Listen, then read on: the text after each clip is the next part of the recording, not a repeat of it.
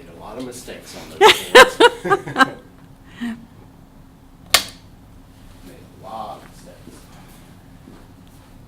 Well, there's just so many moving parts, like, you know, and if you have guests and you have packages and you're throwing things together. Yeah, well, I never directed, but I mean, doing from the programs, from the network to the break, I think I did a few of those, but not very many. Had to queue up tapes and all that. Oh, jeez. And you're gonna, for the most part, you're just gonna look and talk to me. To you, okay. All right. So go back in time and tell me about in the 1970s working in television locally. Well, it was the first job that I got after college, and it helped to know somebody who knew somebody. But I started out as the program director's assistant or secretary at WJKS-TV, which at that time was owned by Rustcraft Broadcasting, and it was an ABC affiliate. And so I would type up the program logs on these Mylar-type sheets. Then they'd have lots of copies and things that would go to the different departments. And then I helped fill in for the receptionists at lunchtime there. And then I got tired of that, and my boss realized I could probably do more with a degree in advertising. So I went into production and ran camera and helped with audio and served on the floor crew, gave cues and things, you know, wore the headset. And then did a little switching of the on-air programs. And then eventually there was an opening in promotion, and that was really something I knew I could do because I like to write. And so I wrote, became the promotion director, and I wrote and produced and scheduled all of the on-air promotions and public service announcements for WJKS. And then after a while, there was an opening for a similar position at WJXT, which was the #1 station in town at the time, back in the 70s. And so I really was excited. I was able to obtain that position. And so I was promotion coordinator / public service director there. And from there is where I entered the Sisters of St. Joseph. So you left there, right? That was their heyday, wasn't it? And JXT, as I remember. Mm-hmm. Yeah. I think so. They were very much known for their investigative reporting, Bill Grove. It was when Tom Wills was just starting, Deborah Gianolis, and it was a post-Newsweek station at the time. So also you were really into music then, right? I have been into music ever since I think about 6th grade when I started singing in the choir. And so music has been something that I've enjoyed all my life and still do today. There was, just reading your bio, I saw Pumpkin Hill come up. Mm-hmm. Is that the same Pumpkin Hill up on the north side? Yes. My dad, when he retired from Gulf Life Insurance Company, he bought 50 acres of land, and part of it, about 10 acres or so, was on Pumpkin Hill Creek. And he had a dock built, a concrete dock built. And on the weekends, I would go out there and fish. And my stepmother would clean the fish, and we'd eat them if they were edible. And he had 2 man-made lakes, and they were stocked with brim and trout, so sometimes I fished in there, too. If you would, describe yourself as a child. Well, I was the baby of the family. I was almost like an only child because I was so much younger than my brother and sister. So by the time I was 7, my sister was married and out of the house, and my brother had already joined the Army. So for most of my life, from like 8 on, I was the only child in the house. I was a good student, wasn't quite as bright as my sister, who skipped a grade in her young years. But I went to Catholic school for 4th grade through 12th grade, graduated from Bishop Kenny High School. Okay. Did you So how did, I guess in those early years, did you ever see yourself working in television? Just to, I mean, where were your interests? Photography or? No, I was going to be an English teacher because I loved reading and writing, but then I learned about all the homework and papers I would have to grade as an English teacher, because I belonged to Future Teachers of America when I was in school. And then I changed that. I said, well, no, I'll be a guidance counselor because that would be good. You don't have papers to grade there. But when I informed my parents, well, I want to go on and get my master's because I have to get my master's in psychology to be a counselor, they said, no, Carol, we're not paying for grad school. It's, your bachelor.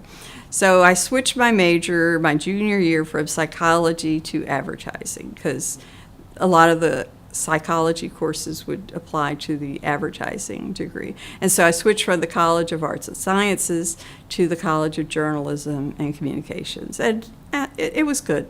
It was a good program. So talk about your love of music. Well, I like to sing, and when I was a young adult, it was the age of folk music. So I bought a cheap guitar and took lessons. So I learned how to play the guitar a little bit, and I used that in a folk choir in Jacksonville for many years, sang and played the guitar. So did you guys tour around a little bit? No. No? No, but we got asked to sing sometimes at weddings and things like that. I was at Prince of Peace Parish back in the 70s. So talk a little about, I see in quotations, the more. Well, when I was a young adult, I came to really appreciate the scriptures more, the New Testament especially. And in reading the Gospel of Matthew, the Sermon on the Mount, chapters 5, 6, and 7, with the Beatitudes, and not worrying, and, don't worry about tomorrow. Today has enough worry of its own. And the whole thing of the Beatitudes is such a challenge to live. And the values there are so challenging. And I just felt on my own it was very hard to try to live those values in that world I was in the United States, in Northeast Florida. So I had probably had a call to religious life earlier, but sort of, during high school, forget that.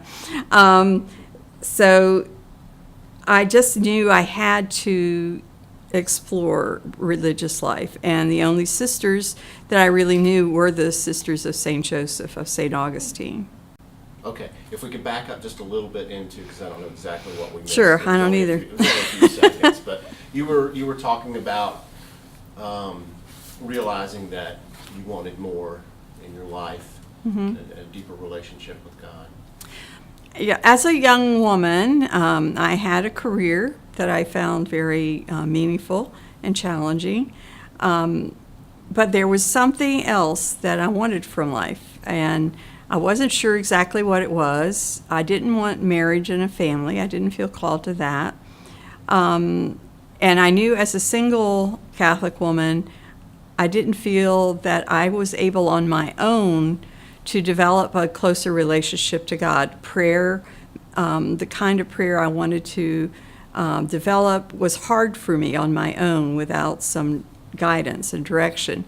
Also, I felt living the gospel values was hard on my own, and that I needed the support of a community of other people that shared my gospel values. So I explored religious life. I went to my pastor, and he put me in touch with the Sisters of St. Joseph of St. Augustine, who had taught me most of my life. And I ended up coming and staying. The first year was really hard, quite an adjustment, but I managed to have the grace of perseverance, and here I am still almost 40 years later. So they taught you, was it Bishop Kenny? Mm-hmm. And at Holy Rosary grade school, and then in CCD before Holy Rosary opened. So I see the name Sister Mary Christine. She was my first contact. And she was the director of formation when I was a postulant. Sister Kathleen was the postulant directress, and Sister Christine was my novice directress, one of them. Was there a particular story in your initial meeting or being introduced to the Sisters of St. Joseph as far as taking up the teaching? No, I can't think of anything. Okay.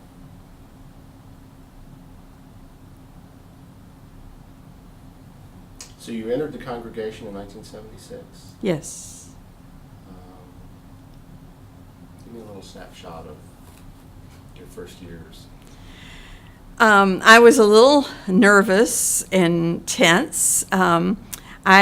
There's a story that goes around that I will never live down, because at that time ripple Afghans were the craze in the craft type hobby type things, along with macrame. And so I was making a very pretty multicolored ripple Afghan. Well, it was crochet, and if you change the tension in your crocheting, the shape of the Afghan changes. So my Afghan edges were sort of like this. So I ended up throwing the thing out, that sort of thing. But it was just a visible sign.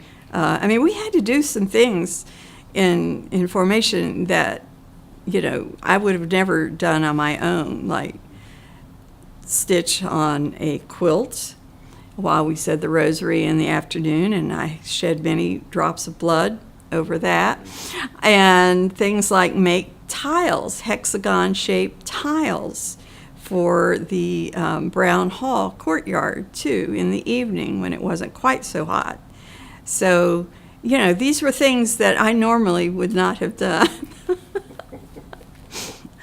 What was so that though you had some challenges there? What made you happy during that time? What made me happy was the spiritual reading that taught me a lot about spirituality and God, and the courses in Scripture and Catholicism and on our spirituality and history. Even though I'd been taught by the sisters, I really wasn't aware that much, of what their unique charism was, or their history in the state of Florida, because again, most of the sisters just never talked about themselves. That's something about Sisters of St. Joseph. We just sort of blend in to the woodwork. Our founder, who was a Jesuit priest, nobody even knows where he's buried in France. He was never canonized. He wouldn't have wanted to be canonized. But, he left such a mission and a vision for the Sisters of St. Joseph all over the world. Yeah, that's a unique part of even gathering this story, is getting sisters to open up and talk about themselves. Mm-hmm. And you have a mindset for observing and hearing stories, and can you talk a little bit about that? We've been fortunate. We've had several sisters really open up to us, Mm-hmm. and you're one of those to really talk about your background before coming into the sisterhood. But why is that? What is it that is it the all the ritual and routine and the certain history, or is it simply just not wanting to self-promote? Where does that come from? Well, I want you to get. if you read our maxims from Father Jean-Pierre Mandai, the Jesuit in France that founded us, it's full of things about, self-emptying love. And so you don't talk about yourself. You talk about the dear neighbor, or you talk about your ministry, or you talk about your family or the world or whatever, but you don't talk. You do. One of our things in our spirituality that we've discovered in more recent years is sharing of the heart, where in a small group, you might share what's going on with you and your relationship with God and in your life, that sort of thing. But it's in a safe type, confidential type of setting.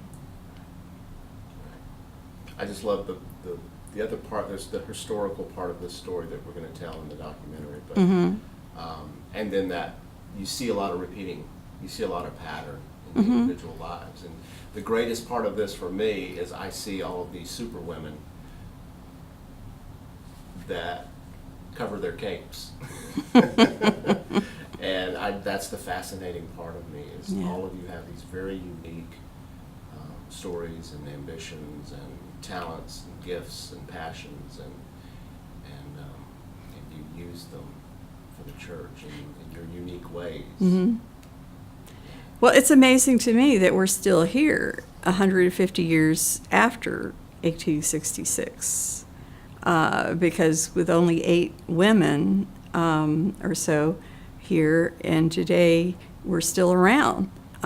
Even though we're not great in numbers, religious life was never meant to be great in numbers. In the 50s and early 60s, that was an anomaly to have as many religious women and men in the United States as we did.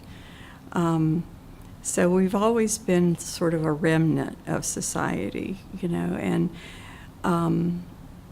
but I think if we can keep our vision and our mission and our charism alive, that is the important thing. Whether there's a need for religious life as we know it today, in the future, we don't know. Part of our history has always been starting new ministries, advancing good works near to their completion, and then letting go and letting someone else take the credit for it. And we have repeated instances of that in our history. That was a great little nugget right there of information. That was a bridge that I needed in telling some of this. That was great. Thank you for that. Mm-hmm. It's in our history. Yeah, right. Definitely. Yeah. Is there anything you want to talk about we haven't covered? Oh, I know. One of the things that I have started in my life that I never probably would have if I wasn't asked to be coordinator of the Mother House is that I saw the need to know more about lawns and gardens. And so last year I saw an article in the St. Augustine Record about a Master Gardener class. And so it was for St. Johns County. And so I asked Sister Jane, you know, could we afford the class? It was, I forget how much money, and my time to attend these 6 weeks or 8 weeks of classes. And then I have to volunteer 75 hours the first year. And she said, yes. I said, because I need to know more about, you know, gardening. If we're going to hire somebody, which we ended up having to do, I need to know how to tell them what we need done. And so I did, and it was wonderful. I mean, I just really learned a lot. I'm still learning a lot when I volunteer at the phone desk for St. Johns County. And I find it, getting back to nature, too, in this high-tech world is very, it's almost spiritual in a way, you know, weeding and watering and waiting for those seeds or those plants to grow and letting the weeds there live with the plants, you know, very scriptural. And in today's world, we're such a fast-paced, high-tech, immediate results type society, and gardening forces you to slow down and almost be contemplative, I feel. That's great. Michelle, do you have any questions? You mentioned being the coordinator of the Mother House, Mm-hmm. which in itself just seems like a huge task, given the little bit that we've been exposed. In the meeting of the sisters, when we talk about wanting to know the stories of the Sisters of St. Augustine, is there something in particular about the Mother House and its location here in St. Augustine that you wish everyone knew? Well, I think the fact that the statue of St. Joseph and the child Jesus in the second floor window facing the front of the house was a gift from the Sisters of St. Joseph in the Puy at the Mother House. And it is the same statue that is there in this century. So it's about 150 years old at least. We don't know how old it was when it came over from France. But the whole house itself was modeled on the mother house in Le Puy, France also. And the fact that it's made of coquina, which is native to St. Anastasia Island and only otherwise found, I believe, in Africa, is sort of unique, and it makes the house unique with its own uniqueness. I think that's interesting about the connection, the French connection there, that most people don't realize because we were cut off from France in 1899 by a Florida bishop. And it wasn't really until, I think, 1976 or so that the sisters in Le Puy were explained how that happened. And there was some healing and reconciliation there. Can you give us that story? Which one? What happened when the sisters were cut off? What was the... You'd have to ask Sister Thomas Joseph for the Okay. more correct, because Okay. she researched that, yeah. Okay. But we became, instead of being the pontifical congregation, which, would have been headquartered in Le Puy or in Rome, we became a diocesan congregation and headquartered here in St. Augustine, and it was a control type of thing, and we certainly aren't the only congregation in the United States that happened to. Yeah. I think one of the unique things about us as a congregation is that we are one of the only apostolic women Catholic religious with a mother house in the state of Florida. The Benedictines in St. Leo's are a monastic mother house. They stay there. They don't, they have a vow of stability that they stay in that one house or in that area. But we were diocesan since 1899, and so especially Archbishop Hurley really made use of our sisters during the vocation boom era, especially when the church was growing like crazy after World War II in Florida, to start a lot of schools and hospitals and different institutions at the time. The Morning Star schools in the state of Florida for special ed, we started those. A lot of Catholic hospitals that are no longer in existence, we started those. We used to have Mercy Hospital. We still are the sponsor of Mercy Hospital, but now it's a for-profit owned by HCA in Miami. But it's still the only Catholic hospital in the Archdiocese of Miami. So it's quite a unique aspect of our congregation. We have been noted recently for our role in the African American history of St. Augustine, especially. And we still minister to where the needs are, depending on the talents and the expertise of the sisters that we have at the time. And if we need to be trained for a new ministry in the past and still today, we receive the training that we need. A lot of planting in the state.